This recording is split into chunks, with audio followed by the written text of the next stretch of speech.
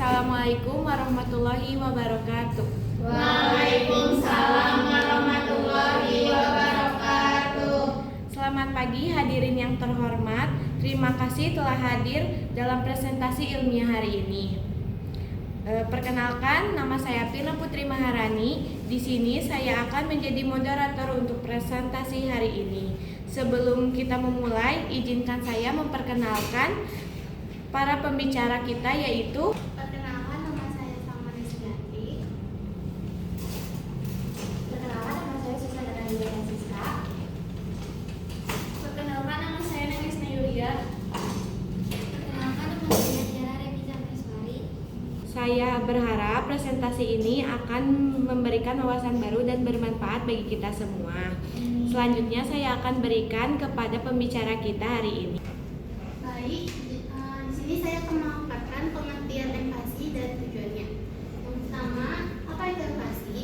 Empati itu adalah makanan pendamping ASI yang mengandung gizi seimbang untuk melengkapi nutrisi bayi. Biasanya empati ini dilakukan pada bayi umur 6 sampai 24 bulan. Selanjutnya, next slide. Apa tujuan empati? Empati itu bertujuan untuk memenuhi kebutuhan nutrisi bayi yang meningkat seiring pertumbuhannya, karena ASI saja pada bayi tidak cukup. Sekian dari saya, dilanjut dengan Susan. Baik, terima kasih untuk Salma. Selanjutnya di sini saya akan melanjutkan kapan waktu pemberian MPASI. Waktu pemberian MPASI yang tepat itu pada usia 6 bulan. Selebihnya kalau misalkan usianya dari 0 sampai 6 bulan itu diberi ASI saja. Kemudian untuk beberapa hal yang perlu diperhatikan dari MPASI ini, yang pertama itu tepat waktu, cukup, aman, dan juga diberikannya dengan tepat. Untuk jenis MPASI yang buruk ini ada 4 poin. Di sini bisa dilihat dari poin pertama, yaitu makanan yang kecil dan keras sehingga membuat bayi bisa tersedak. Kemudian yang poin kedua, jangan menambah gula atau garam. Yang ketiga, hindari memberikan susu sapi sehingga usianya mencapai 12 bulan. Poin kedua dan ketiga ini berhubungan ya, karena memang perkembangan ginjal pada bayi ini masih kurang dan tidak sempurna, belum sempurna. Jadi apalagi yang poin ketiga ini susu sapi, karena susu sapi ini mengandung spora dan juga bakteri. Jadi memang tidak baik untuk bayi yang di bawah usia 1 tahun. Kemudian yang poin keempat ini bayi itu tidak membutuhkan madu dan sebaiknya tidak diberikan karena dapat menimbulkan penyakit pada bayi di bawah usia 12 bulan. Selanjutnya saya serahkan kepada Nelisna.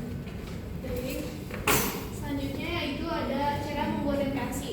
Nah, untuk usia 6 sampai 8 bulan itu lebih baik diulek dan disaring karena untuk memudahkan bayi menelan. Nah, lalu untuk usia 9 sampai 12 bulan baiknya di blender. Di blender agak kasar. Baiknya MPASI-nya di blender. Karena untuk memperkenalkan tekstur makanan kepada bayi. Selanjutnya pada umur 12 bulan itu boleh diberikan makanan padat, namun tetap diperhatikan untuk menjaga bayi itu tersedak atau yang lain. Next.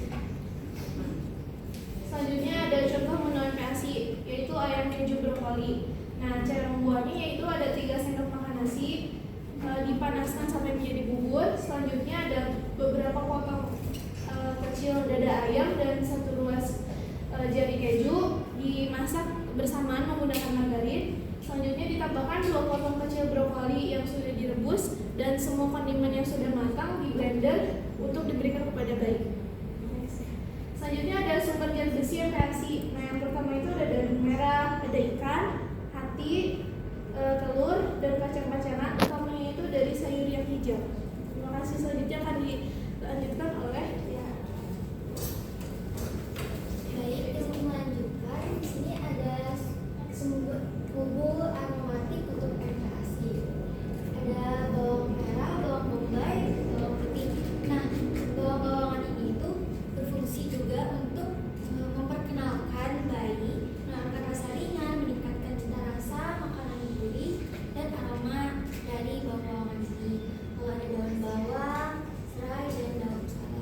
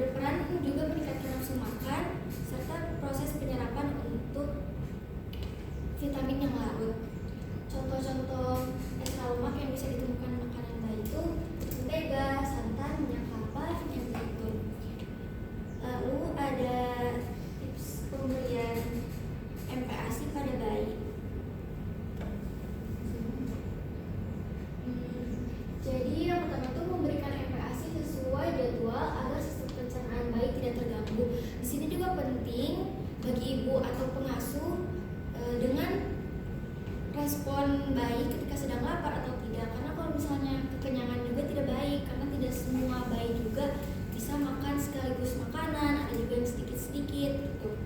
Lalu ada menciptakan suasana yang senang sehingga membuat bayi ingin makan dengan lahap. Jadi seperti diajak bermain. Jadi bayi itu kan kadang ada yang tidak suka makan gitu, ada tahap-tahap di fase dimana mereka lagi tidak mau diberi makan. Jadi pintar-pintar untuk membuat suasana jadi lebih bahagia.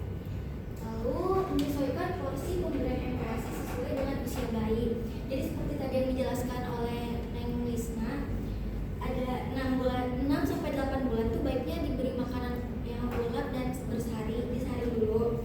9 sampai 11 bulan yang di blender, terus 12 bulan tuh makanan padat.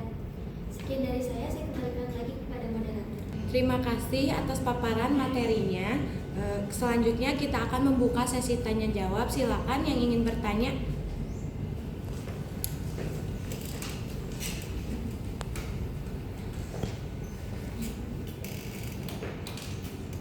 Sebelumnya perkenalkan, nama saya Siva Asni Ananda dari kelompok 9.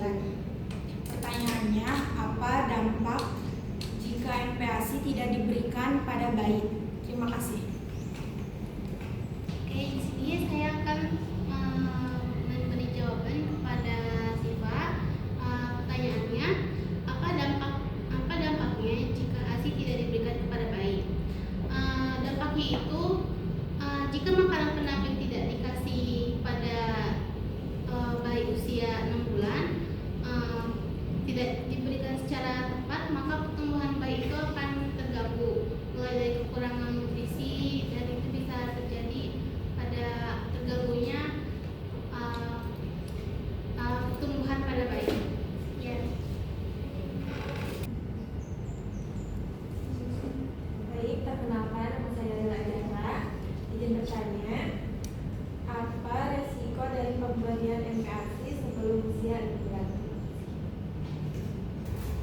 Baik, di sini saya akan menjawab pertanyaan dari Nida. Pertanyaannya itu, apa risiko dari pemberian MPASI sebelum usia 6 bulan? Jawabannya, pemberian makanan setelah bayi berumur 6 bulan memberikan perlindungan besar dari berbagai penyakit. Hal ini disebabkan sistem imun bayi kurang dari 6 bulan belum sempurna. Pemberian MPASI dini sama saja dengan membuka pintu gerbang masuknya berbagai jenis kuman, apalagi jika tidak disebutkan dengan medis.